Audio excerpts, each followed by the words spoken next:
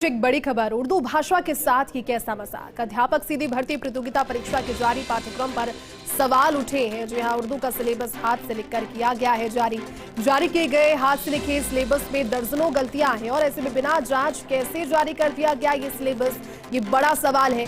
अन्य विषयों का सिलेबस जब टाइप करके जारी किया गया तो उर्दू विषय का सिलेबस क्यों हाथ से लिखकर ही जारी करवा दिया गया? सिलेबस लिखने वालों को भी क्या इसमें गलतियां नजर नहीं आई? क्या कोई खामियां उन्हें नजर नहीं आई?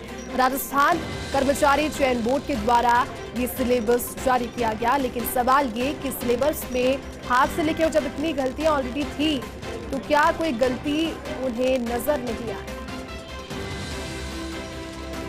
ये बड़ी खबर आपको बता रहे हैं और देखिए तस्वीरें भी आपको दिखा रहे हैं। जिन लोगों को उर्दू समझ आती है वो इस तस्वीरों को देखकर आसानी से गलतियां डिटेक्ट कर सकते हैं, लेकिन जब इस हाथ से लिखे हुए सिलेबस को वो लोग नहीं देख पाए जिन्होंने इसे अप्रूव किया, तो ये कैसी गलती? पूरी जानकारी लेंगे सहयोगी जियाउद्दीन से, इस वक्त जुड़ चुके हैं हमारे साथ। जियाउद्दीन, अध्यापक सीधी भर्ती प्रतियोगिता परीक्षा के जारी पाठ्यक्रम पर सवाल उठे हैं। उर्दू का सिलेबस पहली बात तो हाथ से लिख दिया गया, टाइप सिलेबस नहीं है।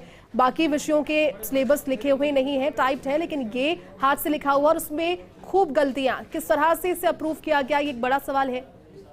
ये भी देखिएगा कि एक बहुत ही महत्वपूर्ण परीक्षा थी, क्योंकि रीट का एग्जाम हुआ है, उसके बाद के अंदर अध्यापकों की सीधी भर्ती होगी प्राथमिक और उच्च माध्यमिक के अंदर, लेवल 1 और लेवल 2 के अंदर। ऐसे में सभी विषयों का सिलेबस कर्मचारी चयन बोर्ड, राजस्थान कर्मचारी चयन बोर्ड के द्वारा जारी किया गया है। सभी विषय का जो सिलेबस किया गया वो टाइपिंग के जरिए, मतलब टाइप करके उसको जारी किया गया। लेकिन जो उर्दू का सिलेबस जारी किया गया, सबसे पहले तो हाथ से लिखा हुआ सिलेबस जारी किया गया, जो अपने आप में सवालिया निशान खड़े करते हैं। चलिए, हाथ से लिखवा भी लिया, हो सकता है कि टाइपिस्ट नहीं हो, टाइप नहीं करवा सकते हो, लेकिन उसके अंदर जो गलतियां आई, गलती करने वाला शख्स जो इसने उर्दू के अंदर शुरुआत से लेकर आखिरी तक लगभग आधा दर्जन से ज्यादा उसके अंदर गलतियां हैं, वो गलतियां कैसे हो गई? क्या उसको दोबारा किसी ने रीड नहीं करा? किस तरीके से उसको अप्रूव कर दिया? क्योंकि इतनी बड़ी परीक्षा होना और उसके अंदर इस तरह से गलती वाला सिलेबस जारी करना कहीं ना कहीं सवालिया निशान खड़ा करता है उस शख्स के ऊपर जिसने ये सिलेबस हाथ से लिखा। फिलहाल इस पूरे मामले के अंदर जब पड़ताल की गई तो अब तक कोई जवाब नहीं आया, क्योंकि गलती थी, गलती को छुपाया गया। क्योंकि उर्दू ऐसी भाषा होती है कि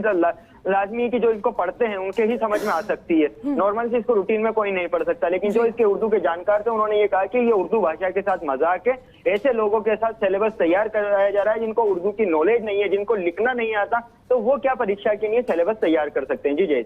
अब जियाउद्दीन, सवाल ये भी है कि जिन लोगों ने सिलेबस लिखा वो ये जस्टिफिकेशन दे सकते हैं कि इतनी ज्यादा नॉलेज उन्हें नहीं होगी, लेकिन जिन्होंने इसे अप्रूव किया, क्या उन्हें भी इतनी नॉलेज नहीं थी कि इसे गलतियों के साथ ही अप्रूव कर दिया उन्होंने? देखिए, इस बात से तो वो बच नहीं सकते कि उनको नॉलेज नहीं थी। सबसे बड़ा सवाल, अगर उनको नॉलेज नहीं है, जब उर्दू विषय की नॉलेज ही नहीं है, उर्दू में कैसे लिखा जाएगा, तो वो उस विषय के विशेषज्ञ हो नहीं सकते, तो उनसे सिलेबस नहीं लिखवाया जा सकता। सबसे पहली बात तो ये, क्योंकि टाइपिंग होती है तो वो मानवीय भूल हो सकती है। हाथ से लिखे हुए सिलेबस के अंदर भी गलती आना तो वो मानवीय भूल नहीं है। तो इसका मतलब ये है कि जिसने सिलेबस तैयार किया उसको कहीं ना कहीं उर्दू नहीं आती थी या उर्दू का जानकार पूरी तरह से नहीं था, जिसकी वजह से यह गलती हुई। ऐसे के अंदर उन पर कार्रवाई तो लाजमी है, लेकिन इससे क्या इफेक्ट पड़ेगा राजस्थान कर्मचारी चयन बोर्ड के ऊपर? क्योंकि जो एग्जाम होना है उसके ऊपर कई बार सवाल उठ चुके हैं और अब ये सवाल उठना भी वाजिब है कि किस तरीके से अनुभवहीन जो लोग थे उन्होंने ये सिलेबस लिखवाया गया और उसको जारी भी कर दिया गया। न इसकी पूरी तरह से उसको अप्रूव करने वाले भी दोषी हैं कि उन्होंने अप्रूव क्यों कर दिया। हो सकता है कि उर्दू विषय में किसी से सिलेबस लिखवा लेते, उसके बाद क्रॉस चेक करवाने के लिए दूसरे जो उर्दू विषय के विशेषज्ञ थे, जो यूनिवर्सिटी के अंदर हैं, कॉलेजेस के अंदर, स्कूलों में, उनसे क्रॉस चेक करवा लेते, लेकिन वो भी नहीं करवाया गया। कुल मिला के सवालिया निशान खड़े होते हैं। ऐसे में अब देखना यह है कि किस तरह की कार्रवाई उन दोषियों के खिलाफ की जाती है। जी बिल्कुल जियाउद्दीन, चलिए बहुत बहुत शुक्रिया तमाम जानकारी के लिए। आगे बढ़ते हैं।